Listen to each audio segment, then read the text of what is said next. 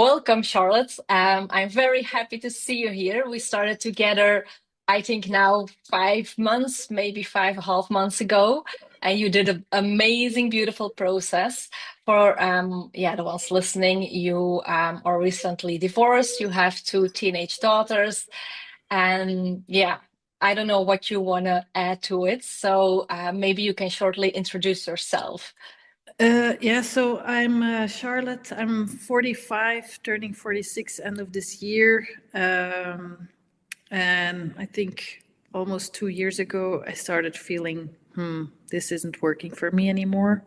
But after, well, between thinking and feeling and actually going through the decision, some time passed by. And somewhere along the line, I crossed your path on Instagram. I thought, this is interesting. Maybe I should contact her. And so I did. And a couple of months later, I was telling my husband I wanted to divorce. And Mhm. another couple of months later, here we are. Yes. Almost. Yeah, and I remember, the first call we had, I still have the image like you were in the house, and I think also a bit like no one, I don't know if there were people in the house, but like no one can hear this or see this. So where were Yeah. you in your process or the divorce journey when you came into my world or when we had the first call?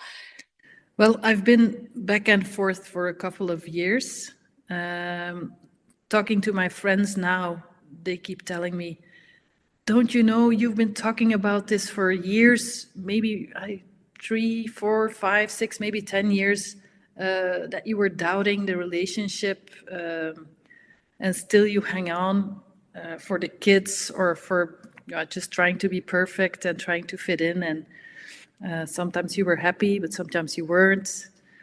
So yeah, I've been back and forth for a long time. And then at some point when I was 44, I think, I thought, is this going to be the next my life for the next 25 years? And I was like, no, this is not going to happen to me. I can't do this anymore. I have to be honest with myself and with him and with the kids. Mhm. But yeah, it was quite a process, Mhm. through feeling all these feelings and being honest and then being openly about it, Mhm. Mhm. Mhm. or And open up. when you like were in the zone of going back and forth and all those emotions, like how did your days feel like back then? Like what was the heaviest for you? The heaviest was not being sure about my own feelings and not being sure about my own gut and my own intuition, and not daring to listen to it, and not being able to talk to anyone about it. I had some friends, but yeah, there's a lot of shame around it because you want to be perfect and you want to fit in because you have everything. You have the house, you have the dog, you have the kids, you have the work, the career, the friends, everything was in place, and still something felt off. Mhm. And yeah, you feel really guilty about it, and you can't really talk to anyone because nobody understands. Mhm. Mhm. Yeah, So, it feels quite lonely then, like you don't have anyone outside, but also you don't trust your own self. So it's like somehow you're like lost, like a little boat on the sea, not knowing where the harbor yes, is. and also, why can't you be grateful or thankful about your Mhm. life, and not really feeling, how can I? What I also felt was there was no expansion anymore in my life. I felt Mhm. stuck. Mhm. And but I couldn't really pinpoint what it was.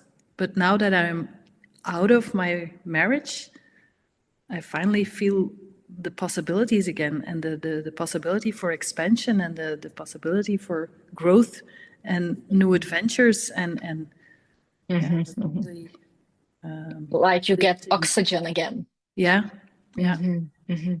And what did you already tried before we started? Were there things you already tried in all those years, or? Oh,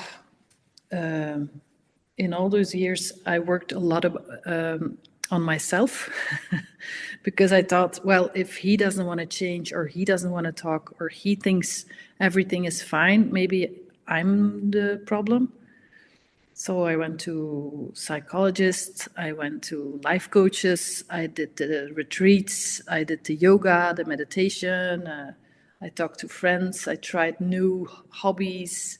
And also, even at some point, when he didn't want to earn more to pay for our life, I was like, well, then I will have to be the main, how do you say it in English? Yeah, the one who earns the most of money in the household.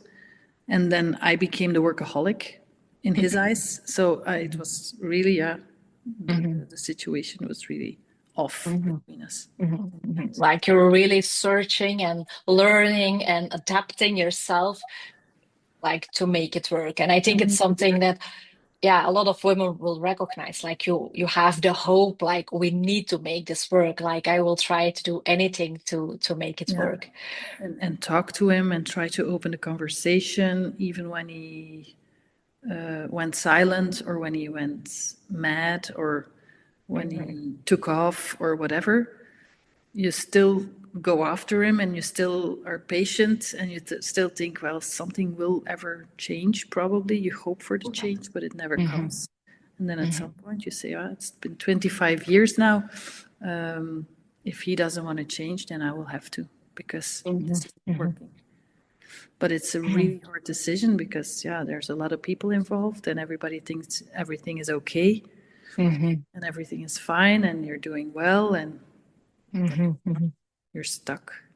And Yeah. it's the stuckness and you can't really put your finger on it. It's, yeah, until you start talking to you and Yeah. And when, there are possibilities and there are yeah. ways. And when you look back now, like what are the biggest internal shifts you've made since we worked together? Um, the big one for me is learning to trust your gut again. That the really, really, really, really silent voice inside you is probably the one you should listen to. It's not the loud ones. It's not your ego telling you to be thankful and telling you to be perfect and telling you to be patient, because that's conditioning, but really the one not screaming, but really silent. Hey, this is not working. I'm not sure about this. I don't feel this is good for me. Actually, I'm very lonely, or actually, yeah, I'm not feeling heard, or I'm not feeling seen, or And how do you notice the shift like in your day-to-day life that you have more connection with this inner gut feeling? Like what changed, or how do you see things differently in your day-to-day life that you uh, do in relationships and work the with your thing now ex? is also, now that I know I can listen to it, the next thing I learned was and act upon it. And is really also, you, is this what you feel? Tell what you feel and ask for a conversation and ask for the other person to step up and not just settle for crumbs, or how do you say it? For somebody that says, well, you're not, what you're saying is wrong, or no, try to have the difficult conversation, lean in the uncomfortable, and yeah, go through the fear. Even if the fear is there, just go through it and flip it. Also one of the exercises, because most of the time what you fear is not true. And do you have like a moment where you can describe maybe how you reacted differently now than the old you would have? Yeah,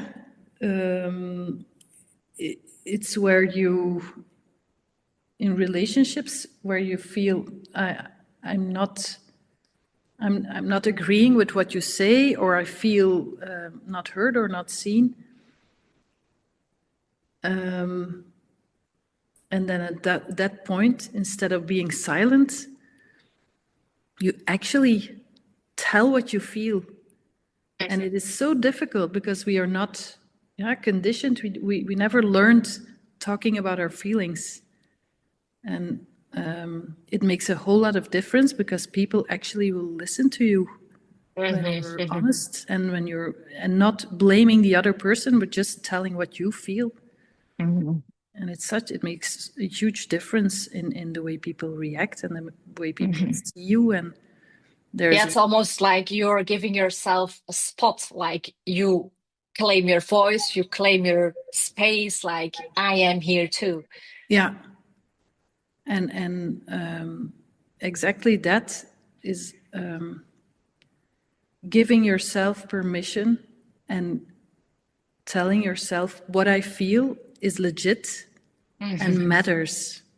mhm, And especially the last one, it matters what I feel, and I don't just have to sweep it under the rug. I can actually look at it and try to, yeah, live by it. mhm, mhm. And what you described, like in the beginning, before we start working, I had like years in the limbo, doubting, maybe lonely, disconnected from who I was, feeling stuck. If you would describe your days now and the woman you are today, how would you describe her? Um, I have a lot more fun. I do so many things without any feeling of guilt and without any hesitation. When I feel like doing something, I just go and do it. I enjoy my hours spent with friends, while before I would feel guilty and I would feel, even then, I wouldn't enjoy it as much because I think, ooh, what is he going to think? And is he going to be mad when I come home, or is he going to resent me for it silently? So I have to just feel it in his way Mhm, he acts to me. And now I can just go about my day, and I don't have the stress anymore, the daily stress of what is his, how is he thinking, how is he feeling, is he gonna be nice to me, or is he gonna be mhm, silent, or is he gonna be, because he was never mhm, really explicitly mad or sad or anything, but he just, there was this feeling underlying mhm, underneath, mhm, this feeling of resentment that I could feel all the time, or the judgment, and it's all mhm, gone now. I don't have that anymore. mhm, So I'm a lot more free, and I feel I can breathe again, and I can, yeah, go out mhm. without, yeah, judgment. Yeah, just be yourself without this quiet voice in your head, like, oh no, what will it be when I come home and how will he act and react? Yeah, and having the feeling of always falling short, like Mhm, never meeting up to his expectations, mhm, not being the good wife, not being the good mother, not being the good friend, not being the good whatever. mhm, I was a workaholic, or I was too impulsive, or I was too loud, or I was mhm, not thinking things through enough, or yeah, there was always mhm, something. mhm. Um, And you said like, yeah, you did a lot. I didn't know you did so much, like retreats and yoga and all the stuff. oh yeah. So what do you think that is different about what we did together and what made the shift? Like, why did it land for you? Most of the things I did, like psychology, seeing a psychologist, or going to retreats, or doing group sessions, or whatever, is always about getting the insights why you do these things, but they're not hands on. And here in this course, you actually learn how to act upon what you feel and do something with it and make a change, literally change Mhm, what you do and what you think, and look differently at the things that happen to you, or that you feel, or want, or, and not just sit with it and think, ah, so yes, ah yeah, that's how I am, or ah, that's from my past, ah yeah, okay, now I know. But yeah, so mhm, no, you have to work upon, do the work, and flip your thoughts and go to the positive instead of staying in your grief or staying in your madness or staying in your whatever. Mhm. And what do you think was then the most different thing? Like, what made it for you more doing instead of just being aware? But for me, what really helped was the small exercises that you gave, like flipping and seeing the positive, and the mirror talks in the morning and in the evening. But the one that was most helpful for me, as I said it before, is the tapping. Mhm, mhm, Um, you actually, if you do it twice a day, a couple of days, you feel the shift mhm, immediately. mhm, I know I've been struggling to get the words out to my ex-husband about getting the divorce for years, and then there was this month course I could follow, where you would help me to get the words out. Well, we weren't even 2 weeks far in the course, and I was already telling him I wanted the divorce after years of doubting. So for me, mhm, that was really the game changer. mhm. Yeah. And what feels like possible for you now? Like the weight is away, he's not like there judging you, you are feeling your inner good again. You become so, yeah, I think the beautiful thing I saw is like a woman who was almost I let's say gray, like not a gray mouse. I think No, you no. were already a very strong woman in everything you did, but like you had a lot of wishes and desires, but you never expressed them fully, or you're like, oh, I can't do this. I have to adapt myself. And I saw you grow like a woman who is now There was showing a her month. colors and her wishes and desires and is going for it. Um, what feels for you possible now, like when you are opening up like this? Yeah, I can now act upon what I feel. Mhm, And before I felt a lot and I felt a lot of desires, but I felt so judged for who I mhm, was and what I wanted. mhm, Because I was with a person, a partner who had different views on the world, and where the things I want were bad, and that was not the way it was going. It should be in his eyes, and now I can just desire and and act upon those desires, like traveling. I know as of a young girl, I wanted to travel the world, mhm, and in all those years I was with him, we went to France for 15 years. And I love France. It's a great country to travel, but I wanted to really explore the world. And now I'm going to Poland. I'm going to Greece. I'm going to do the Kilimanjaro. And all in one year. Like I'm mhm, actually making mhm, plans and not feeling bad about it. mhm. It's like you're finally doing all the things you wished, but like I think the main block was like the judgment part and the Yeah, guilt part, like that were the prison bars that kept yeah, you. yeah. Because we were so different and we had a different view on the world. Mhm, mhm. Yeah. And what is like a thing you would say to women who are listening and are exactly where you were in the beginning? Like they know, but they are in the limbo, or they know they told, but they can't move. Like what would you tell them or give it as advice or Well, the thing I've already said to two people, the one I don't know, but I heard from a colleague who knows somebody who's really unhappy in her marriage, and I said, "Oh, I will send you the Instagram account of Isabel because she's so lovely." So that's my advice: do the Untamed traject, and it will help you so much because it helped me a lot. Yeah, it freed me from my prison. So for me, it's allez, that's what I would say to them. that's a beautiful one to end with.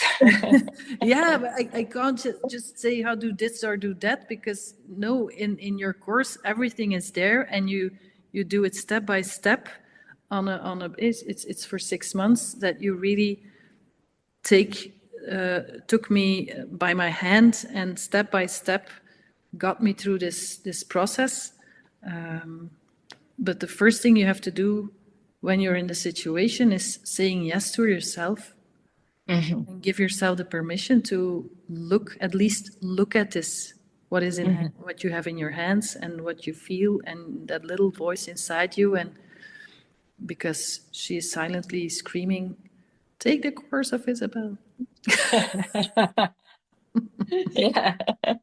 Yes, but I think it is like the fundamental thing, like give yourself permission. And I think that was the big struggle for you and for many women, like giving yourself the permission, like I am allowed. And especially, and I think you will recognize this as well, when he's not like the bad guy, like when there would be abuse or like aggressive behavior, like whatever, then we feel like, okay, now we are allowed. But when everything seems okay, it's so hard to give yourself that permission. Yeah. Yeah, and even my daughter last week, she confirmed that she said, "Well, you are two different people," and I said, "Can you actually see the difference? That now that we're apart, is how is your dad and how am I? How do you see this?" And she said, "Well, dad is bloomed. He now is a totally different person because he also kept himself small in our relationship. So for her, that was really the confirmation that we didn't fit." And I asked her, "So and how do you see me?" She said, "You don't have to look over your shoulder anymore to see if he is falling." Oh, wow. Yeah. I get chicken pox. Yeah, and I was like, okay, so she too saw how I was struggling to Hmm. move forward with my life, but he was always putting his feet in the sand. Hmm. Voilà. And now you're talking about your daughters, like a lot of women struggle with the fact like divorce and children. What's your experience now? Because you moved through it, you do have great contact with your kids. Like how do you see this? Yeah, of course, the part where you tell them it's never easy, you have to go through that. But when you do it with the best intentions, and they will see that. And in hindsight, they too tell me now, you guys are so different, and we had a great childhood, but now that you are apart, we can see why. And yes, it's an adjustment, of course. They have two houses now, and they have to adjust a little bit, but they can actually see that we are both happier. Hmm. And Even do you, yeah, and that's for me also a big eye opener that it was a very good decision. yeah, because they see like it's better for mom and dad, like you finally both are expressing yourself and breathing again, and they Yeah, feel it as well. yeah. Hmm. So yeah, and there I have sometimes, especially the oldest. Sometimes she said, "Well, sometimes I cry because yeah, the core family is broken up, but in now we have two families and two Hmm. homes, and they're both warm, and we feel at home at both houses. So Hmm. no, So they're for all the moms struggling with the idea of the divorce and the kids, like, what would you tell them? Like, is there something that you would like to have heard when you were in the situation? they will survive. And Hmm. even more than survive. The youngest, she doesn't really see any difference. Like for her, it's all okay, we're not together, but there's always a parent in the house, and she never feels alone, and she always feels seen. And as long Hmm. as you are happy and you can give them a home, a warm home, then that's the most important thing. Hmm. Hmm. So Yeah, just, it is. yeah, And now, like, it's maybe split, but they do see both of you for real. They do have another connection because both of your and your real energy. Now you can take them, for example, traveling and all the stuff you want to do instead of living together where you yeah. both were like collapsed and And also, that's what the youngest said. She said, now I have especially when it comes to the homes, she said, there are two different homes, but I get the best of both worlds. And for me, that was always, yeah, it's very enriching for them too, because now they see the essence of their dad and the essence of their mom, and they take the best out of them, and that is what they take with them. Beautiful. Yeah. Thanks for sharing. So thank you so much, Charlotte, for today's interview. You're welcome. And yeah, we'll still have like a little bit of time working together, but like it's Mhm. amazing what you did. And I think it's such a beautiful example for many, many women. Thank you. It was a pleasure.